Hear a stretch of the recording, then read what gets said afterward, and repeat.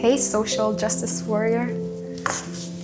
Why do you look like someone canceled your Wi-Fi? It didn't cancel my Wi-Fi. It canceled my faith in humanity. That's a big sentence. What happened? So I started this program at school. New students, kids who don't speak English that well, kids who sit alone, everyone gets a buddy. We help them find their classes, eat with them, talk to them. I thought it was a great idea. We had a sign-up sheet, 20 volunteers. It looked amazing for like 2 days. Then what? Then soccer practice, homework, drama club. Sorry I'm busy. Sorry it's awkward. Half of the buddies just stop showing up. I try to cover for everyone, but I can't be everywhere. Yesterday, the 7th grader from another country was waiting alone. His buddy just forgot.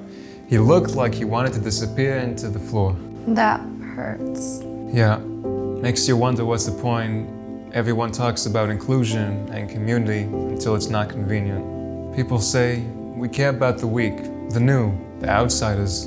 But then in real life, it's like, sorry, I have practice. So you tried to build a tiny, fairer world in your school. And you discovered it's complicated. Understatement of the year. Maybe it's time you met someone who tried to build a fairer world for a whole country with basically no money. Let me guess, short guy, wild hair, slightly obsessed with books. The very same. Come on. When the state of Israel was born, it didn't come with a giant bank account. Imagine starting a country with hundreds of thousands of new immigrants, not enough houses, not enough food, and oh yeah, 5 armies attacking you. So, harder than organizing a buddy system. A little bit. Okay, but where's the fairness part? This just looks like everyone is miserable together. That was the challenge. Ben-Gurion and his government had to decide, how do we divide the little that we have? How do we build a society that's not just about survival, but also about justice? And on top of all that, Ben-Gurion had this crazy idea that the real treasure of the country wasn't in the ground, it was in the people.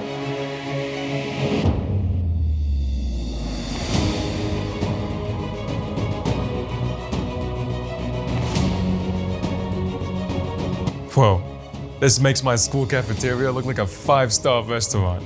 After the state was created, Jews from all over the world came here. Europe, North Africa, the Middle East, later Ethiopia and Russia too. Different languages, cultures, skin colors, all trying to live in one tiny, poor country. So it's like the ultimate new kid at school, except the school doesn't have enough classrooms yet. Exactly. Everyone came with their own story, their own pain, and the state was supposed to be a home for all of them. Is that the famous Ben-Gurion rice? Yeah, later people called them titim, a weird little invention to help feed everyone. It's a tiny example of something big. When you don't have much, you need creativity just to make sure people eat. This wasn't a perfect, fair world. People waited in lines for hours, families shared tiny rooms, some felt ignored or mistreated. But the idea was, we're going to build a country where everyone has a place. Must have been chaos. Different music, different food, different everything. Total chaos, but also a chance. For the first time in a very long time, Jews from everywhere were trying to build one society together. Ben-Gurion used to say, our natural resource isn't in the ground, it's in our minds.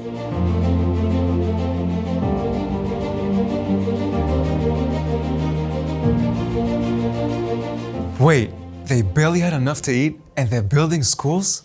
That was Ben-Gurion's biggest bets. Even during the austerity period, when people were counting eggs and bread, the state invested in schools, science, and technology. They didn't always get the balance right. Some people were angry. Why are we building labs when my kids are hungry? Those are real painful questions.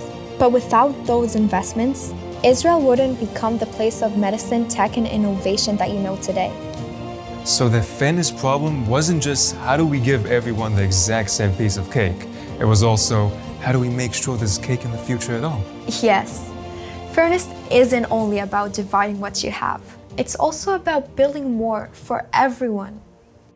So Ben-Gurion tried to make a fair society with no money, no space, and like a million different backgrounds? Pretty much. Did he succeed? Depends who you ask and when. Some people felt left out, some groups had a harder time. Israel today is still arguing about what fair should look like. But compared to where they started, no country, no home, no resources, they built something pretty incredible. And important to you, he never said it's too complicated, so let's just give up. I wanted my school to be a bit more like that. A place where no one eats alone, where new kids don't feel invisible. That's not a small dream. But in reality, people are busy, shy, tired, awkward.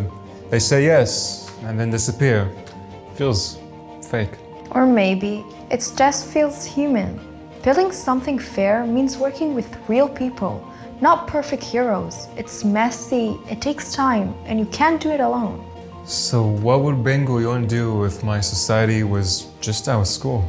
Maybe he'd ask, how can we design this so it can work with people's true nature? Make smaller steps, share the responsibility, make it normal, not just a one-time project. Smaller steps? What if instead of one big program for everyone, we start with just one grade? Or one day a week where everyone has to sit with someone they usually don't sit with? And we actually get teachers on board, so it's not just Adam's thing. Now you're using your natural resource. My brain? Your brain and your heart, both count. Still bothers me though, that some kids promised to help and then bailed. Good, let it bother you. That feeling that this isn't right is exactly what pushed Ben-Gurion and others to try and build a different kind of society. The question is, what are you gonna do with that feeling? I guess complaining won't build anything. I need a better plan.